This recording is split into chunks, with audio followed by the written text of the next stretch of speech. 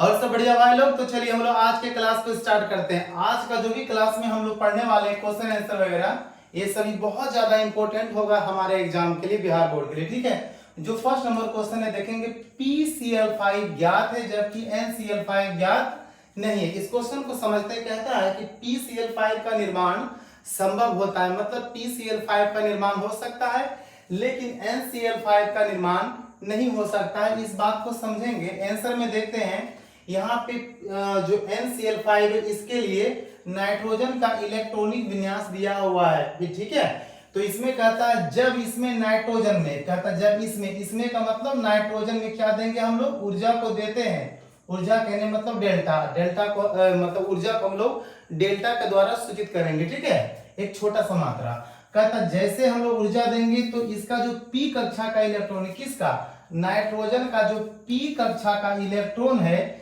यह उत्तेजित अवस्था में आ जाता है। उत्तेजित अवस्था कहने का मतलब होता है यह अपने कक्षा से दूसरे कक्षा में इलेक्ट्रॉन प्रवेश करना चाहता है, लेकिन यहाँ पे क्या कहता, लेकिन या फिर परंतु डी उप कक्षा में इलेक्ट्रॉन नहीं पहुंच पाता है। कहता है कि नाइट्रोजन में जब ऊर्जा देते हैं तो इसका जो P उप कक्षा का इलेक्ट्रॉन होता है यह उत्तेजित अवस्था में आ जाता है, लेकिन इसके डी उप कक्षा में इलेक्ट्रॉन नहीं पहुंच पाता है। इसका कारण क्या है, यहां बोलेंगे क्योंकि N का आकार जो होता है क्या बोलेंगे, बहुत ही छोटा होता है, जिस कारण से NCl5 संभव नहीं होता है। लेकिन यदि हम लोग बात यहाँ पे करेंगे, यहाँ पे देखेंगे फास्फोरस का, ये वाला फास्फोरस का इलेक्ट्रॉनिक विन्यास दिया हुआ है, यहाँ पे देखेंगे। ठीक है, कहता जब इसमें का मतलब फास्फोरस में ऊर्जा देते हैं, ऊर्जा मतलब डेल्टा। ठीक है, ऊर्जा देते हैं तो यह उत्तेजित अवस्था में आ जाता है और इसका जो P कक्षा का जो इलेक्ट्रॉन होता है इसमें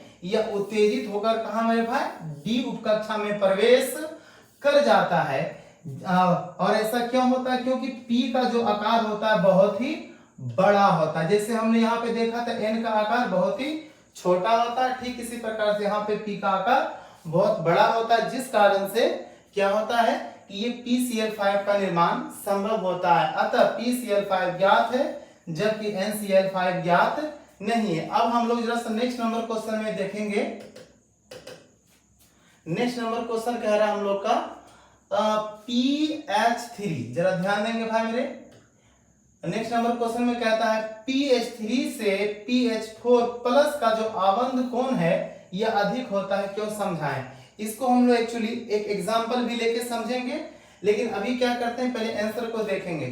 कहता है चूंकि PH3 में जो ये वाला जो P है, क्या बोलेंगे, चूंकि PH3 में जो P है इसका इलेक्ट्रॉन का निर्जन जोड़ा उपस्थित रहता है, मतलब PH3 में एगो इलेक्ट्रॉन का निर्जन जोड़ा उपस्थित रहता है जो कि P और H के बीच में जो आबंध है, मतलब ये वाला जो बंधन है ये कहता है ये प्रतिकर्षित होता है, मतलब एक दूसरे से दूर भागता है, जिससे आबंध कोण घट जाता है। जब दूर जाने लगता है तो क्या होता है, इन दोनों के बीच का जो आबंध कोण है यह घट जाता है, मतलब कम हो जाता है। और लेकिन परंतु यदि हम लोग बात करेंगे PH4 प्लस के लिए तो इसमें इलेक्ट्रॉन का निर्जन जोड़ी उपस्थित नहीं रहता, जिस कारण से P और H के बीच प्रतिकर्षण संभव नहीं होता बल्कि आकर्षण संभव होता है। यहाँ कहता है अतः प्रतिकर्षण संभव नहीं होता, इसलिए जो PH3 से PH4 प्लस का जो आबंध कोण है यह काफी बड़ा होता है। यदि हम लोग बात करेंगे यहाँ पे PH3 की, तो यहाँ पे देखेंगे इसका हम लोग फिगर ड्रॉ करेंगे। यहाँ पे H, एक H इधर में और एक H नीचे की तरफ देंगे और यहाँ पे एगो इलेक्ट्रॉन का निर्जन जोड़ा होगा। ठीक है, ये वाला उपस्थित रहता तो ये दोनों ओर से इसे धकेलता, जिस कारण से इन दोनों के जो बीच का जो कोण है कितना बोलेंगे, 93.6 डिग्री। कितना बोलेंगे, 93.6 डिग्री होता है। और यही यदि हम लोग बात करेंगे PH4 प्लस का, तो यहाँ देखेंगे हम लोग P है इधर, इसी प्रकार से यहाँ भी H और एक H यहाँ पे एक इलेक्ट्रॉन का निर्जन जोड़ा है, जिस कारण से यह कोऑर्डिनेट बंधन का निर्माण करता है और एक H यहाँ पे। ठीक है, तो यहाँ पे इलेक्ट्रॉन का निर्जन जोड़ी प्रतिकर्षण संभव नहीं होता है, जिस कारण से इसके जो बीच का जो कोण है 104.28 मिनट का कोण बनेगा। ठीक है, तो यहाँ पे देख सकते हैं, यहाँ पे इलेक्ट्रॉन का निर्जन जोड़ी का प्रतिकर्षण हो रहा है, लेकिन यहाँ पे प्रतिकर्षण इस ओर से या फिर इस ओर से संभव नहीं हो रहा है, जिस कारण से pH3 से pH4 प्लस का जो आवन कोण है यह अधिक होता है। ठीक है, चलिए इस बात को हम लोग समझ चुके होंगे। नेक्स्ट नंबर क्वेश्चन देखेंगे हम लोग।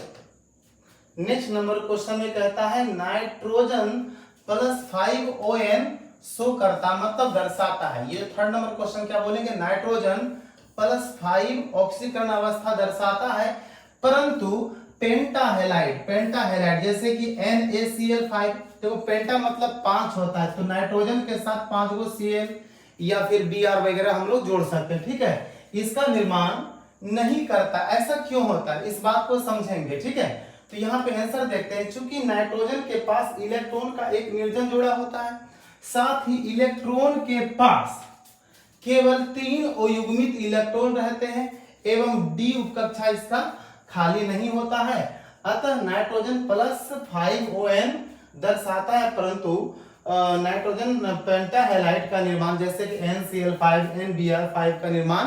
अब हम लोग अगले क्वेश्चन की ओर चलेंगे, देखेंगे। अगला नंबर क्वेश्चन है अमोनिया मतलब NH3 का निर्माण के बारे में हम लोग को बात करना है। ठीक है, देखते हैं। क्वेश्चन है अमोनिया मतलब NH3 का निर्माण को समझाएं। अच्छा, NH3 का निर्माण कैसे होता होगा, तो यहाँ पे आंसर में देखेंगे, जब नाइट्रोजन को किसके साथ बोले, हाइड्रोजन के साथ। अच्छा, N का मतलब नाइट्रोजन, किसके साथ, हाइड्रोजन के साथ क्या करते हैं, अभिक्रिया करवाते हैं, लेकिन उत्प्रेरक, क्या बोलेंगे इसको हम लोग, उत्प्रेरक की उपस्थिति में, लेकिन कहा, उच्च तापमान पर। उच्च तापमान का मतलब यहाँ पे एरो देंगे ऊपर, ऊपर का मतलब ज्यादा। ठीक है, अच्छा, उच्च दाब, दाब का मतलब P का मतलब प्रेशर, और ये भी बहुत ही ज्यादा रहेगा। और ऐसा करने से जब अभिक्रिया होगा तो अमोनिया का निर्माण होगा, मतलब 2NH3 का निर्माण होता है। इसे हम लोग क्या बोलेंगे, अमोनिया। ठीक है, अमोनिया बोलेंगे। ठीक है, यही वाला चीज हम लोग को क्या मिल गया, NH3 जो है अमोनिया का निर्माण हुआ। ठीक है, कहता है अमोनिया के निर्माण को समझाएं, जब नाइट्रोजन को हाइड्रोजन के साथ, यहाँ पे नाइट्रोजन को हाइड्रोजन के साथ जैसे हम लोग उत्प्रेरक की उपस्थिति में अभिक्रिया करवाएं, लेकिन उच्च ताप पर और उच्च दाब पर, जैसे अभिक्रिया करवाएंगे यहाँ पे उच्च ताप और उच्च दाब पर, तो यहाँ पे अमोनिया का निर्माण हम लोग का हो जाएगा। ठीक है, नेक्स्ट नंबर क्वेश्चन में हम लोग ध्यान देंगे थोड़ा सा। नेक्स्ट नंबर क्वेश्चन हम लोग देखते हैं। नेक्स्ट नंबर क्वेश्चन है नाइट्रोजन मतलब N2 कमरे के सामान्य तापमान। अच्छा, कमरे का जो समान तापमान होता है यह होता है 25 डिग्री सेल्सियस से लेकर 35 डिग्री सेल्सियस तापमान इसका होता है, कमरे का सामान्य तापमान। कमरे का मतलब जो कि नॉर्मल टेम्परेचर होता है किसी भी रूम का। ठीक है, यह कहता है कि जो कमरे के समान तापमान पर यह बहुत ही कम अभिक्रियाशील होता है। ऐसा क्यों होता है, इस बात को समझना है। ठीक है, आंसर देखेंगे। चूंकि नाइट्रोजन अणु में नाइट्रोजन का आकार बहुत ही छोटा होता है। अच्छा, नाइट्रोजन अणु कहने का मतलब है N2। ठीक है, नाइट्रोजन अणु का मतलब N2 में जो नाइट्रोजन है मतलब N है, इसका आकार बहुत ही छोटा होता है। साथ ही इसके अणुओं के बीच ट्रिपल बॉन्ड कहने का मतलब नाइट्रोजन और नाइट्रोजन के बीच में यह ट्रिपल बॉन्ड का निर्माण होता है, जिस कारण से इसे तोड़ने के लिए बहुत ही ज्यादा मतलब अत्यधिक ऊर्जा की आवश्यकता होती है। ठीक है, अतः नाइट्रोजन N2 कमरे के सामान्य तापमान पर बहुत ही कम अभिक्रियाशील होता है। जैसा कि हम लोग जानते हैं कि जो जितना ज्यादा ताकतवर रहेगा इसे तोड़ने के लिए उतना ज्यादा ऊर्जा की आवश्यकता होता है। लेकिन यहाँ पे क्या है कि लगभग 25 डिग्री से लेके कितना बोलेंगे 35 डिग्री सेल्सियस से कमरे का समान तापमान होता है। क्योंकि ये वाला तापमान से और ज्यादा तापमान चाहिए होगा, तब जाकर नाइट्रोजन और नाइट्रोजन के बीच में ये ट्रिपल बॉन्ड टूटेगा, तब जाकर यह अभिक्रियाशील होगा। ऐसे संभव नहीं है। ठीक है, तो अब हम लोग बात करते हैं नेक्स्ट नंबर क्वेश्चन का, जरा सा ध्यान देंगे हम लोग। नेक्स्ट नंबर क्वेश्चन के बारे में हम लोग यदि बात करें तो यहाँ पे देखेंगे नेक्स्ट नंबर। ठीक है, स्टार पॉइंट के रूप में देखते हैं डाई नाइट्रोजन। डाई का मतलब होता है दो, नाइट्रोजन का मतलब नाइट्रोजन, मतलब यहाँ बोल रहा है डाई का मतलब दो गो नाइट्रोजन का निर्माण। अच्छा, फर्स्ट नंबर में देखेंगे जब अमोनियम क्लोराइड, क्या बोलेंगे, जब अमोनियम क्लोराइड मतलब NH4Cl को सोडियम नाइट्रेट, क्या बोलेंगे सोडियम नाइट्रेट NaNO2 के साथ यदि अभिक्रिया करवा देते हैं तो क्या बन जाता है, डाई नाइट्रोजन का निर्माण होता है। अभिक्रिया कब करेगा, जब हम लोग इसमें कुछ तापमान देंगे, ठीक है। कहा था अमोनियम क्लोराइड मतलब NH4Cl, किसके साथ, सोडियम नाइट्राइड के साथ NaNO2 के साथ यदि अभिक्रिया करेगा, और अभिक्रिया करने के लिए कुछ ऊर्जा चाहिए होता है, तापमान, ठीक है। तो यहाँ क्या बने, यहाँ पे क्या बनेंगे N2 जो होता है यह गैस के फॉर्म में होता है, साथ में जल और NaCl का निर्माण भी संभव होता है। अब हम लोग बात करते हैं नेक्स्ट नंबर क्वेश्चन के बारे में, ठीक है। नेक्स्ट नंबर क्वेश्चन हम लोग का होगा सेकंड नंबर में देखेंगे, जब बेरियम एजाइड BaN3 का होल 2 या फिर सोडियम एजाइड Na मतलब यहाँ पे 2 को लेना पड़ेगा, ठीक है, NaN3 का होल 2 के साथ यदि इसका हम लोग क्या करेंगे, तापीय अपघटन मतलब तापमान देंगे, क्या बोलेंगे, जैसे हम लोग इसमें तापमान देंगे और इसमें भी हम लोग तापमान देंगे, तब जाके क्या बन जाएगा, डाई नाइट्रोजन, क्या बोलेंगे हम लोग यहाँ पे डाई नाइट्रोजन का निर्माण होगा। देखेंगे हम लोग यहाँ पे 2 गो N है मतलब डाई नाइट्रोजन का निर्माण हो रहा है, ठीक, यहाँ पर भी 2 गो N है, यहाँ पे भी डाई नाइट्रोजन का निर्माण हो रहा है।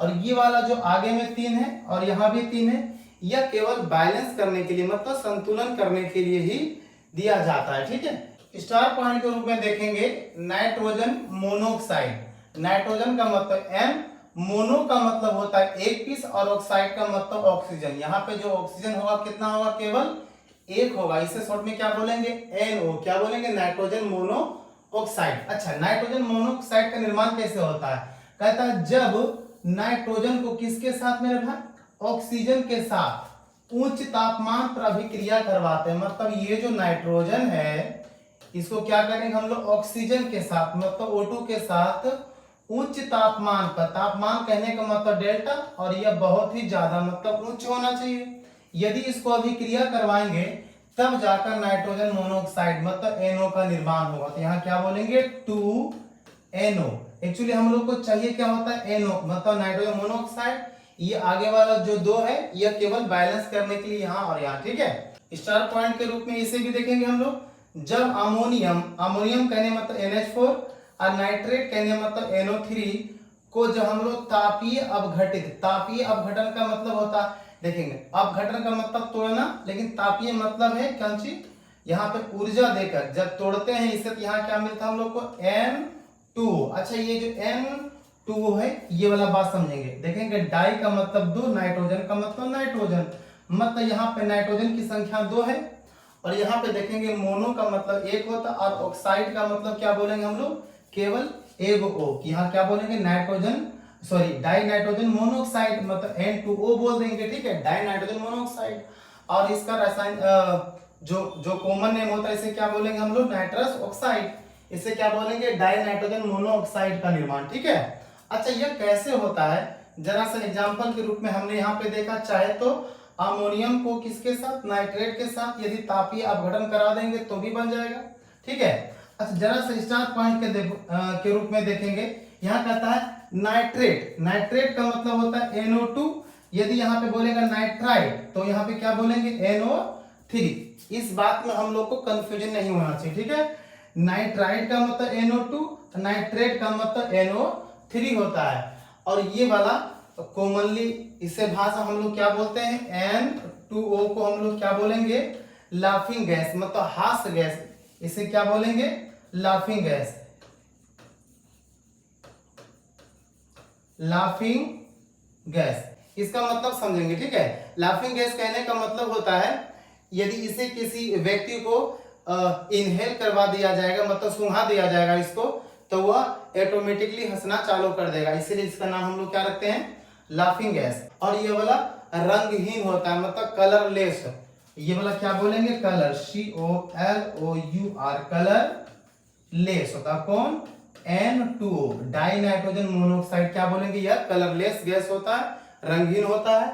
आज के लिए इतना ही, तो यहाँ पे क्लास को हम लोग एंड करते हैं। मैं अभिषेक युगल आपसे लेता हूँ विदा, मिलता हूँ आपसे अगले क्लास में, तब तक के लिए जय हिंद, जय भारत।